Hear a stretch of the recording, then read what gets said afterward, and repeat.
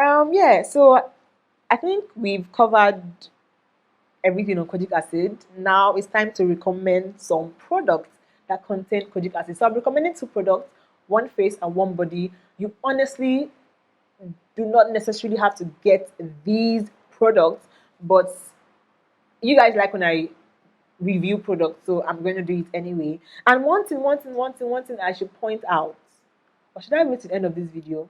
I will wait to the end of this video.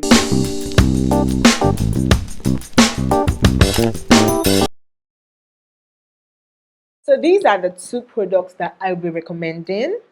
The Urban RX Even Tone Smoothing Body Treatment and the Garden of Wisdom Kojic Acid and Alpha Arbutin Serum.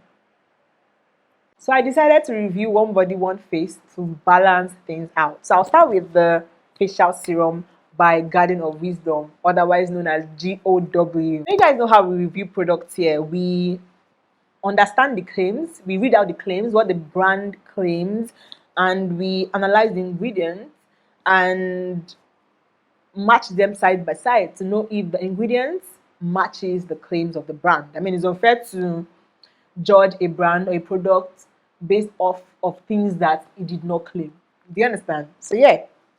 So this Garden of Wisdom Alpha Arbutin 2% and Kojic Acid 1% serum claims to be brightening and lightening, claims to improve the appearance of age spots, freckles, and hyperpigmentation. These are the claims of these products. Now, the key ingredients are kojic acid 1%, alpha arbutin 2%, niacinamide 1.5%, and sodium ascorbyl palmitate. Now, kojic acid, I've talked about kojic acid, and it contains 1% kojic acid, which is fantastic, which is fine. I explained that the advisable concentration is nothing more than 1%. It contains alpha arbutin. Alpha arbutin is also an ingredient that helps fight hyperpigmentation by inhibiting tyrosinase as well. 2% is fine, 2% is effective. And as I explained, kojic acid is more effective when combined with other lightening ingredients. It also contains niacinamide 1.5%. Niacinamide is also an ingredient that helps fight hyperpigmentation. And it contains sodium ascorbyl palmitate, which is a vitamin C derivative, which could also help address hyperpigmentation. So fantastic ingredient list.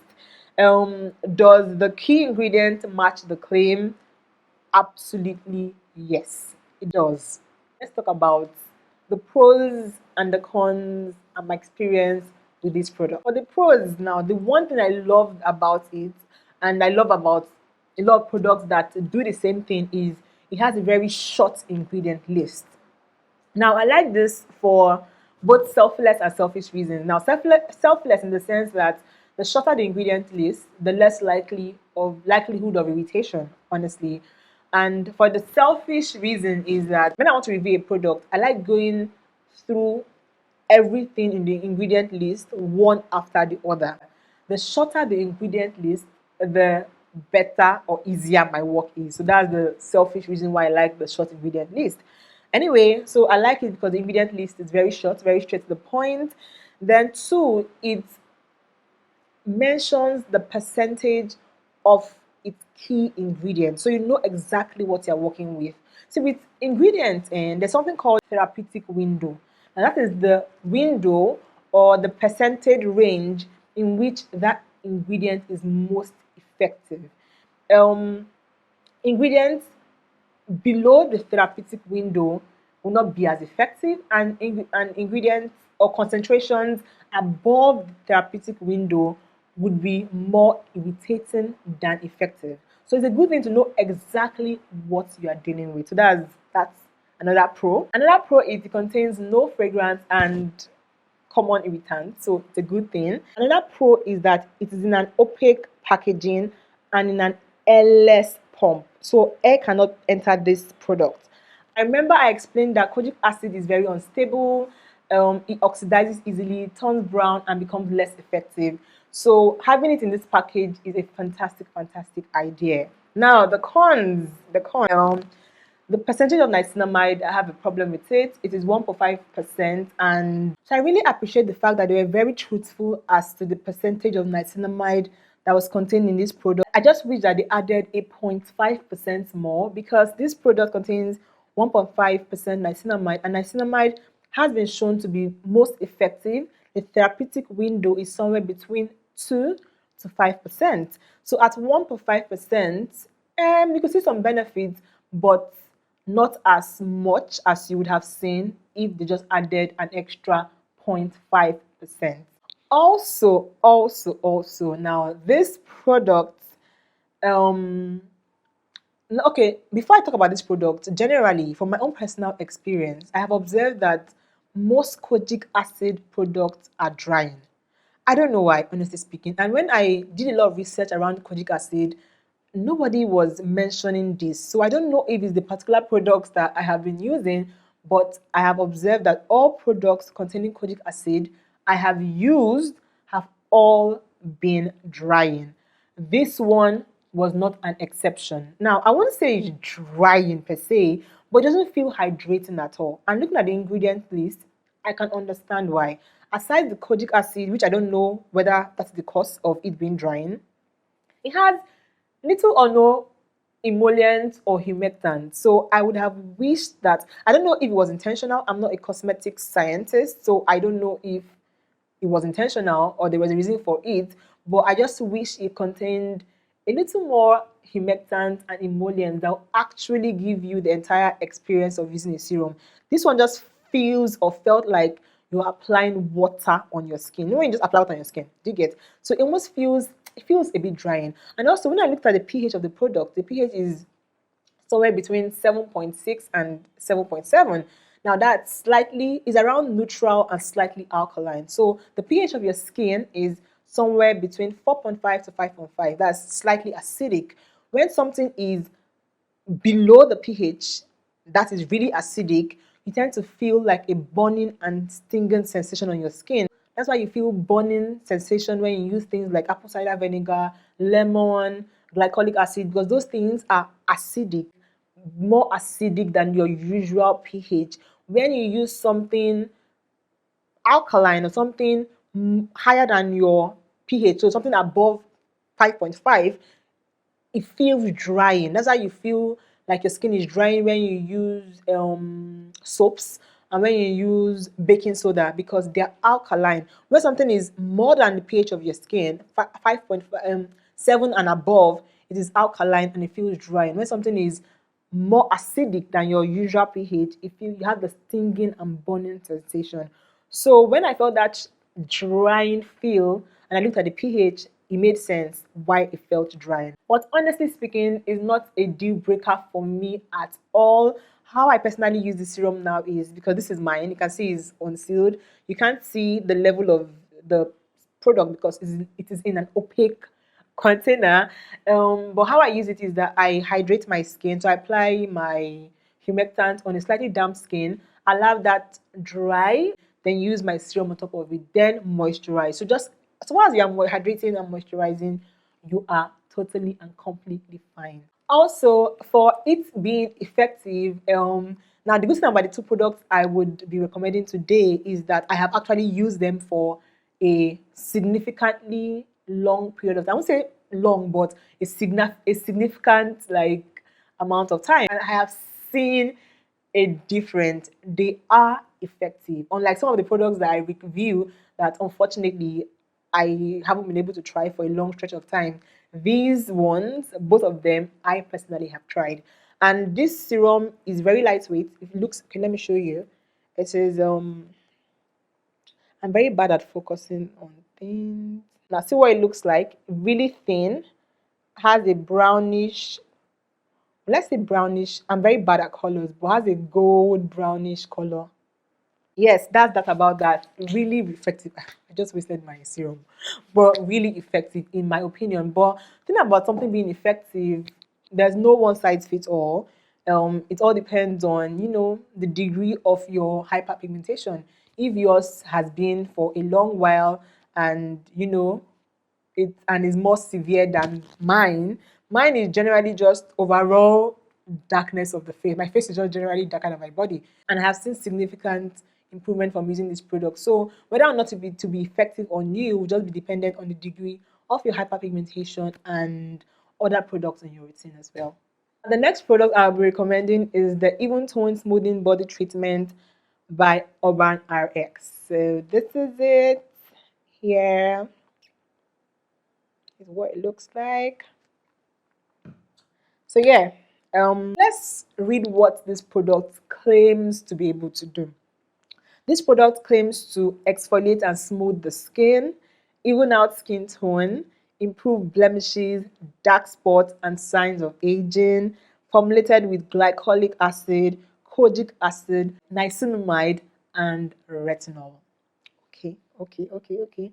Fine. Let's turn behind and look at the ingredient list. So let's analyze the ingredients in this product, the key ingredients. So it contains 12% glycolic acid, which is kind of high, but it's a body product, so I'm not even mad. Ideally, glycolic acid is advisable to be used somewhere between 5 to 10%, but the percentage doesn't really matter. A 12% glycolic acid with a higher pH would even be a lot less acidic than a 10% glycolic acid with a lower pH. So it's a bit confusing. But I'm not mad, honestly speaking. It's a body product, so I'm not even mad.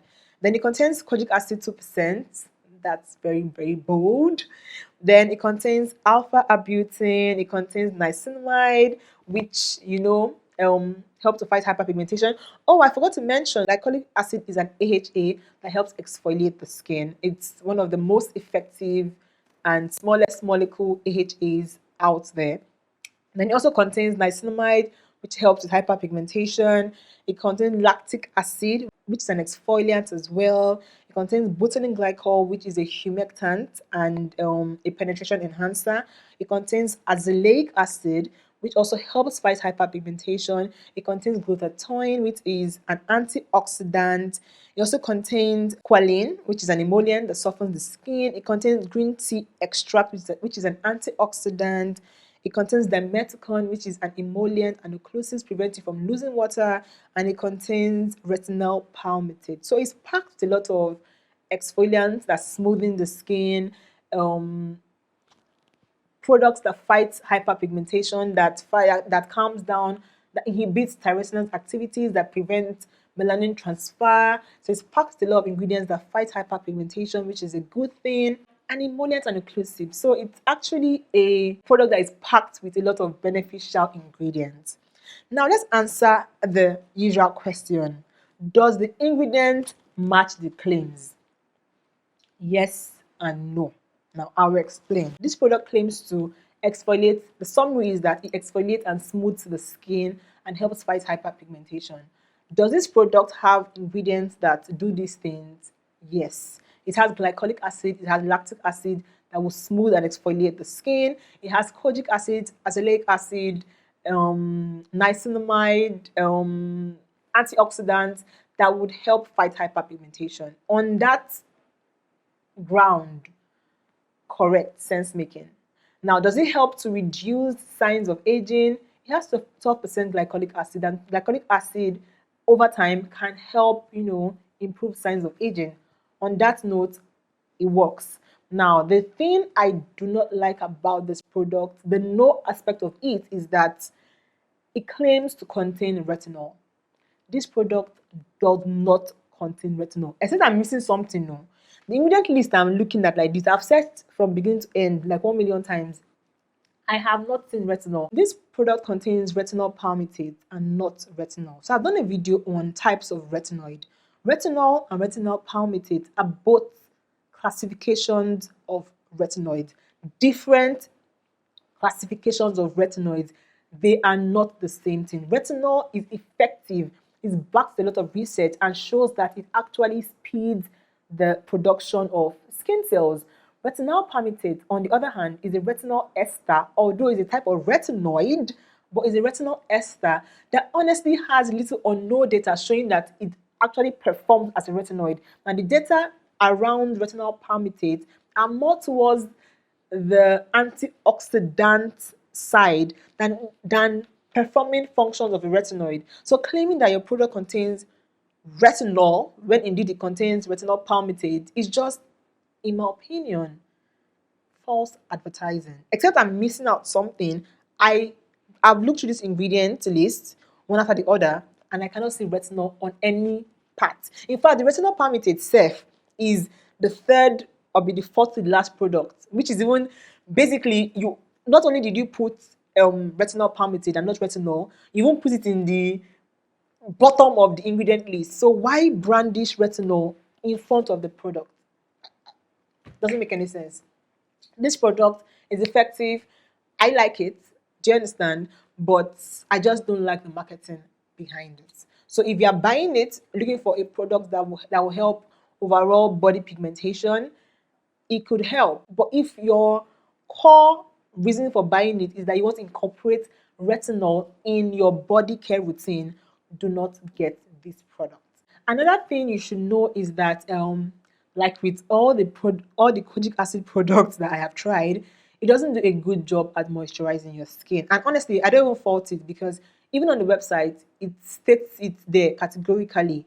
It should not replace your body moisturizer. On the website, which I agree is the best way to be used, which is how I personally use it, is that after having my bath, I apply it, allow it to dry down, then apply my moisturizer. It doesn't do a great job at moisturizing. You still feel like your skin is dry when it dries down. And I don't know, once again, I don't know if it's the kojic acid that's making all products that I have tried drying, or the formulation of the particular product I have been using.